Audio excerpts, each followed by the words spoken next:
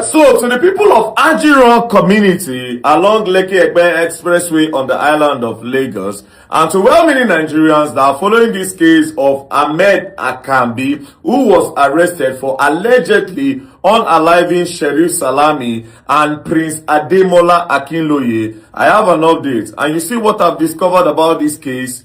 This case is very, very deep. And I'm going to reveal some now. But before then, I noticed that, I came out a few days ago to say I was going to investigate the case. From nowhere, somebody went to start interviewing the wife of Prince Ademola Akinloye, where she said, let me read the caption. Late Prince Ademola Akinloye's widow alleges move to frustrate investigation into her husband's unalive, right? They were referring to me. So they interviewed her, they interviewed the king, they interviewed a lot of people. Now, to the wife, I'll tell you for free that what I have now is what will even give your husband justice. This is when the investigation has started, right? I'm going to post it. It's actually very, very shocking to me, but let's start, right? So, the prince, let's start with Sheriff. Sheriff Salami died on the 18th of April, 2023. 2 suspects have been arrested. They arrested 2 suspects, right? Now, Prince Ademola Akinloye, he died on the 26th of August, 2024. Until now, they have not been able to arrest any suspect because there's no suspect. Because of the way the thing happened, when the people that unalived him, they ran away. So there was no suspect to be arrested, right? But guess what? My fellow Nigerians and the people of Ajiron, I have a suspect for you. I have a suspect, and after this video, I'll be writing a petition straight to the Inspector General of Police using our NGO as a letterhead so that the investigation will start on my suspect. And I have a reason to believe that my suspect cannot be entirely innocent of all of this. He, particularly, I believe he knows something about this whole thing that happened to Prince Ademola Akinloye. Now, who is Prince Ademola Akinloye? He's the CEO of Akin Seteru Farms along Lekki Egbe Expressway. So he had a farm. If you remember, I said Prince Ademola Akinloye was a peaceful man, right? He didn't have a problem with anybody in the community. And he was loved by the king. The king, who is his father, put him in charge of a lot of properties, right? So Prince Ademola Akinloye is very loved. He has his influence and the king trusts him. So he has a very big farm along Lekki Egbe Expressway. Is the CEO of the farm called Akin Seteru Farm. Akin Seteru Farm. Now, on the day that he was unalive, on the 26th of August 2024, according to my investigation, on that said day, he went to his farm in the morning. Now, when he got to his farm in the morning, he started asking about the animals because it's a big farm. I'll show you the farm. I'll show you what is going on, right? So he started asking, oh, how is this animal? How is this animal? You people need to do this. It's a big farm. He called his staff, then he told a particular guy called Monday, one of his staff. He said, Monday, go and buy me food. I am very, very hungry. That's money. So he gave Monday money. Monday left to go and buy food. Then he started receiving calls. He received a call from his older brother called Babajide Akinloye, right? Babajide Akinloye called him and said, they need his presence in the palace now. He said, okay, there's no problem, right? Now, after he ended the call, waiting for Monday to bring the food, Babajide kept on calling him, right? That was when he now even said it out loud that his older brother is calling him. He thinks it's an emergency, that he needs to be in the palace. So, Prince Ademola Akinloye did not even wait for Monday to bring the food, right? That was how Prince Ademola Akinloye entered his car and started driving home. Now, on his way home, that was when a white Suzuki, a small Kurupe, now hit him from the back. When the Kurupe hit him from the back, he wanted to be sure what was going on. Like, you hit my car. When they hit your car, you come down to check the damage, right? So he came down. Immediately he came down, poof! They shot him. And when they shot him, it didn't no enter. They rushed him, and that was how they unalived him. This was on the 26th of August 2024. right? Now, somebody that is as influential as the prince, a royalty in quotes, right? They took his body to the first place to deposit. Those ones said no. They took it to another general hospital, and that was where they deposited the body. And you have to make a police report. So the police report was made, and before you can take the body, you need to go and ask the police. Now, this is what happened. That is very, very crazy, right? 2 days later, before the investigation started, this person was unalive on the 26th, right?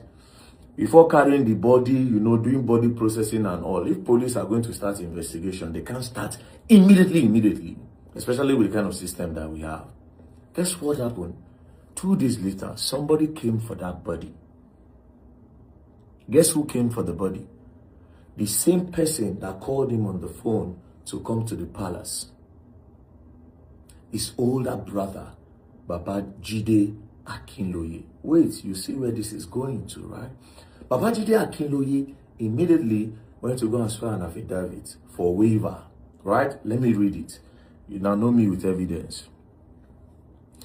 In the Magistrates Courts of Lagos State in Yaba Magistrates District holding at Yaba, affidavit for waiver of autopsy and release of corpse for burial of one Prince Ademola Akinloye M, age 45.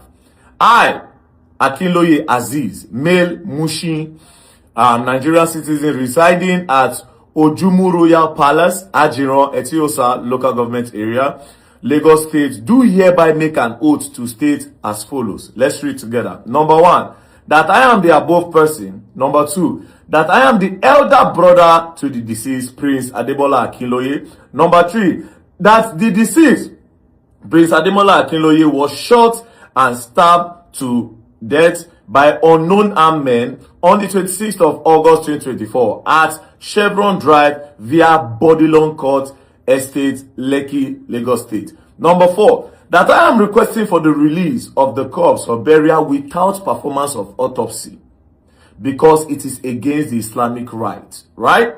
Number 5, that I have the consent and authority of my family to swear to this affidavit and ask for waiver of autopsy and release of corpse for burial.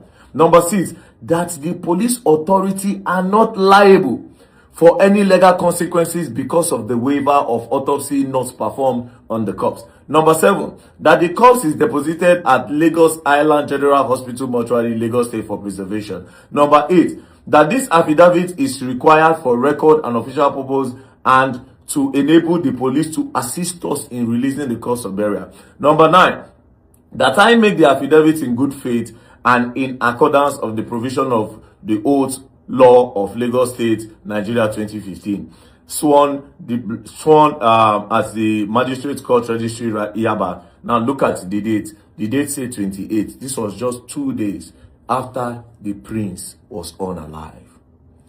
Investigation have not really started.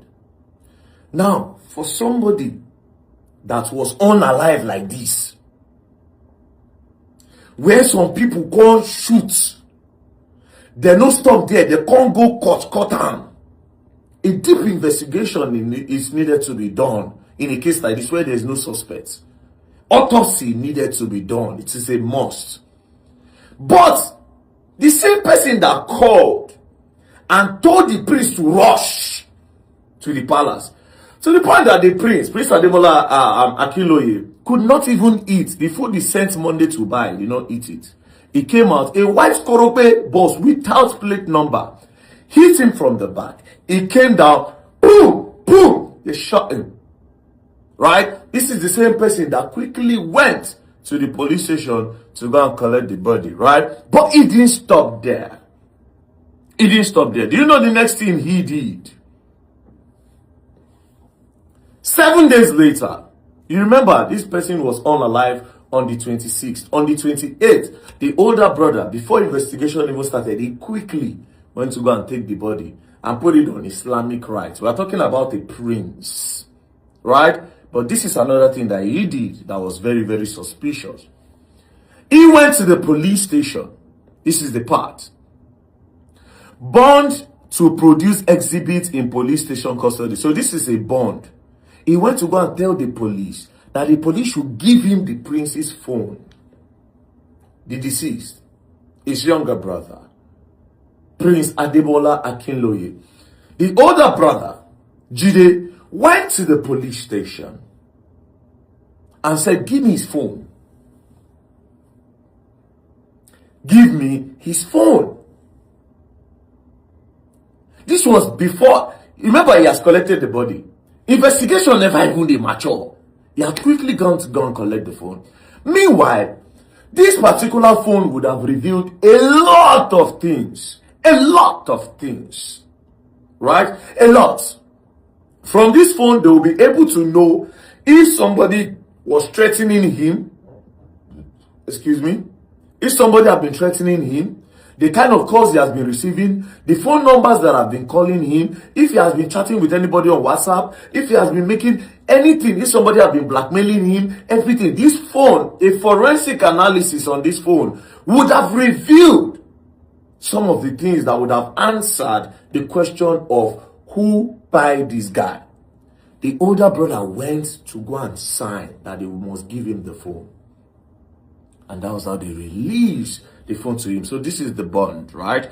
I, Akinloye Azeez Babajide of Ojomu Palace, Ajiro. I am the owner of the undermentioned exhibit and promise to produce the said exhibit at the time of the police on court.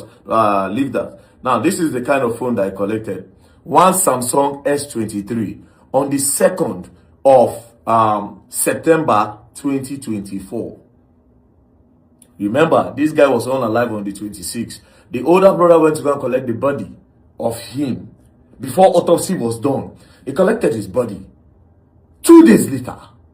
Then 7 days later, because if you calculate on the 26th, right? 27, 28, 29, 30, 31st, 1st, 2nd. So he went to go and collect it the following month on the 2nd. He quickly rushed to go and collect it. So he signed and he collected it, right? Now, it did not just stop there. Now, this is the craziest part about everything, right? This is where it gets more crazy. If you remember, I told you that the deceased, Prince Ademola Akinloye, is the CEO of a farm, right? I told you own the farm. Let's quickly look at the farm, right? This is where it gets crazy. So this is inside his farm. They do a lot of production. As you can see, this is fish. You know, this is their production line. This is inside the farm. This is outside the farm. This is the fence of the farm. As you can see, this is the Easter package. Buy fresh live chicken, live turkey. This is Easter package. This is inside the farm. You know, this is the pond inside the farm. They have a very big pond in the farm. As a matter of fact, this is the truck that they used to do their deliveries. This is a big fish that was caught in the pond of the farm. So this particular farm was very, very operational, right? You know what happened to the farm less than 3 months later after this guy died? Do you know what? This is the farm today. The farm have been used for a real estate. Less than 3 months after Prince Ademola Akinloye was unalive, his farm. This is the construction company. I'm going to try to blur their name out, but this is the construction company. This is when they were building. You know, see the inside. Look at everything. Now, the craziest part again. It is said that he highlighted that's one of the reasons why they were calling him, that is the prince, was because of land, farmland. Right? You see where this thing they go now. So the guy immediately, his farm, he scattered the farm and sold the farm. Less than 3 months. Actually, it's even less than 2 months. They gave the farm to a construction company.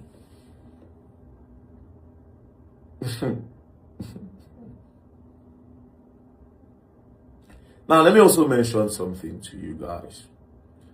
The younger brother of Ademola Akinloye, or Prince Ademola Akinloye, in his statement, he said that when the brother was unalive and they drove his car back home, right? When they took his car back home, that they saw a gun in his car, right? And when they saw the gun, they quickly collected the gun from him and they took the gun to the king. You see, there were a lot of information that is missing in their investigation. So they did not even investigate Babajide, which Babajide is now my suspect in the unalive, the death of Ademola Akinloye. His older brother, Babajide, is now my own suspect in this case. Babajide Akinloye is my suspect in this case. You called your brother. You hastened him up. You were calling him and calling him and calling him on that said day. Number two, when he came out, he was rushing to the palace because of the pressure you gave him on the phone. He was rushing to the palace. A white Korobe Suzuki without a plate number hit him. He came down, they shot him. They shot him, they called Nakam with Koti. They caught him. After that, his body was deposited. The police are supposed to start an investigation because of the influence and because he's a royalty. You stopped them from doing an investigation. Not just that. You collected the body. After that, you now went to go and collect the phone. If you want to bury your brother, based on Islamic rights, you want to bury the phone. Why did you need that phone? Babajide Akinloye. Why did you need your brother's phone? What for? Why did you need your brother's phone? What for? Anybody that wants justice for his brother would not make this move that you made, especially with the phone. That phone would have revealed a lot of things, would have exposed whoever he had a problem with. You would have exposed whoever he had a problem with. But you took that phone from the police. Babajide Akinloye, you are my suspect. You are my suspect.